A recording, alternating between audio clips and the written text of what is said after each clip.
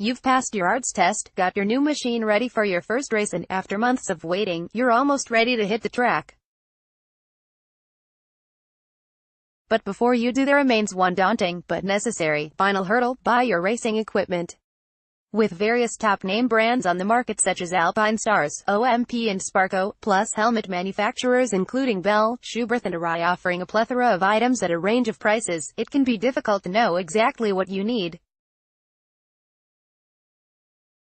So what does an enthusiastic amateur starting out need to go club racing, and how do you make sure you get the best equipment for your budget?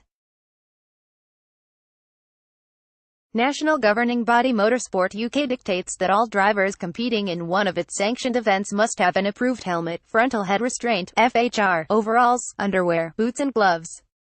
All must have been certified by the FIA, Motorsport's governing body, having been put through rigorous safety tests and met specific criteria, whether it be an impact test for a crash helmet or how fire retardant a set of overalls are.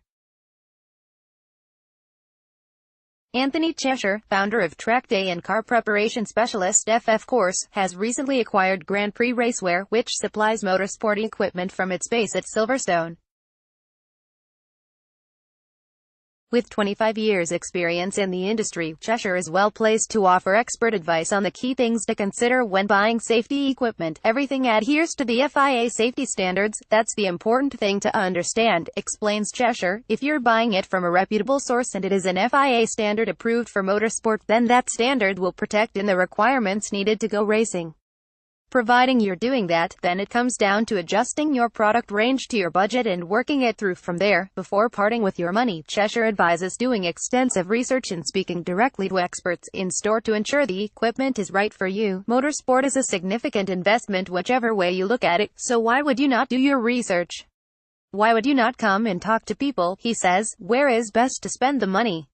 Is it best to spend it on a new paint job on your car, or is it best to spend it on a helmet that might just save your life? In terms of prioritizing what you would spend your budget on, you've only got one head and it's the most important part of your body, so we would suggest that you focus the budget on protecting your head as a priority. There are two different specifications of FIA-approved helmets, 8859 and 8860, with the latter, updated last year, intended predominantly for drivers looking to take part in international racing or FIA-accredited championships.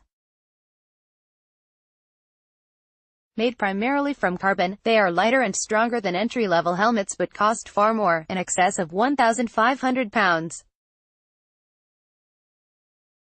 The FIA 8859 standard helmets vary between lighter carbon fiber and composite helmets, which are heavier, but will still have passed multiple safety tests, with some models also homologate to the SNEL SA 2015 standard.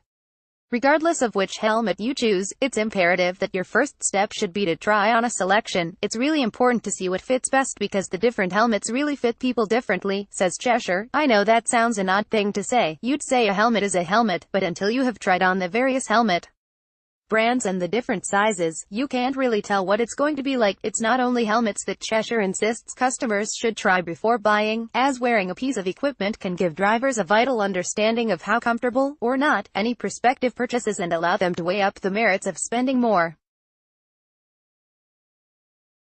It's also important to consider the car being raced and format of the event when making these decisions, as endurance races, especially in hotter conditions, will have different requirements from the short, sharp burst of a hill climb.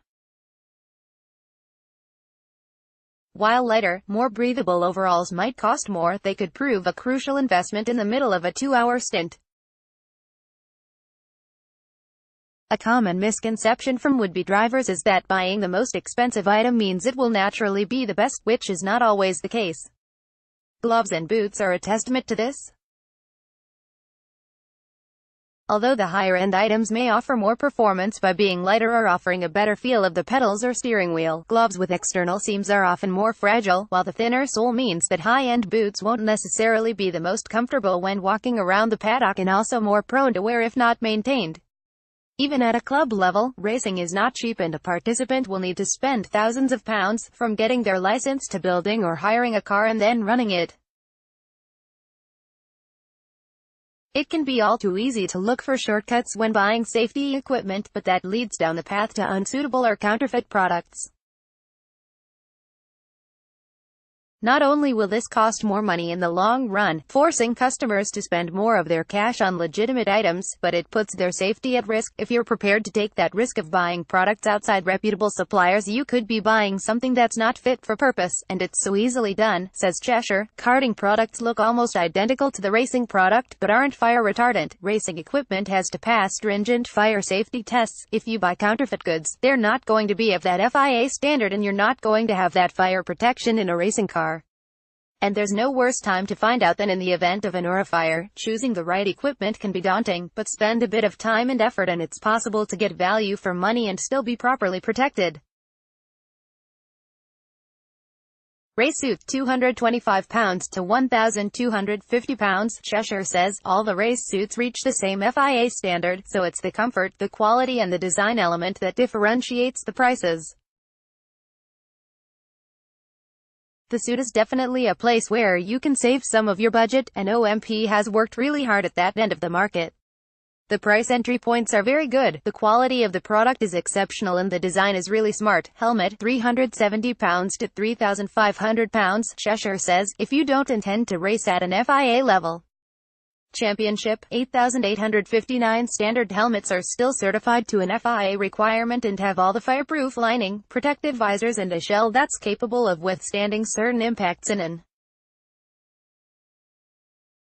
There is absolutely nothing wrong with using that helmet for racing, but what you have to consider is if you are looking to step up to FIA standard racing after 6 months or a year, do you want to buy another helmet? Boots, 80 pounds to 350 pounds. Cheshire says, if you spend a little bit more, you move away from the suede entry-level boots into a leather boot. In my opinion, it's worth spending that little bit more on your boots because entry-level suede is fine on a dry day, but it's very difficult to dry it when it gets wet, whereas leather tends to be more protective. Spending that extra 50 pounds to 100 pounds to upgrade to leather is probably a good consideration. Frontal head restraint, FHR, 250 pounds to 960 pounds. Cheshire says, there are a lot of different options from the basic entry club model right up to the high-level super lightweight carbon fiber version is favored by Formula One drivers. Entry-level tends to be a plastic injection setup, so very strong but heavier than the top-end carbon fiber versions. It comes down to your budget and the type of racing you're taking part in.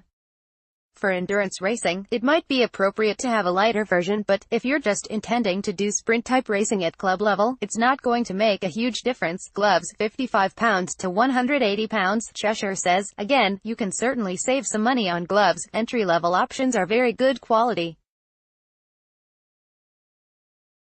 In terms of the price bracket, it almost follows the same format as the boots, where the more you're paying generally means you're perhaps sacrificing usability for more feel and sometimes more comfort. The entry-level gloves tend to have internal seams. External seam gloves are much more comfortable to wear, but by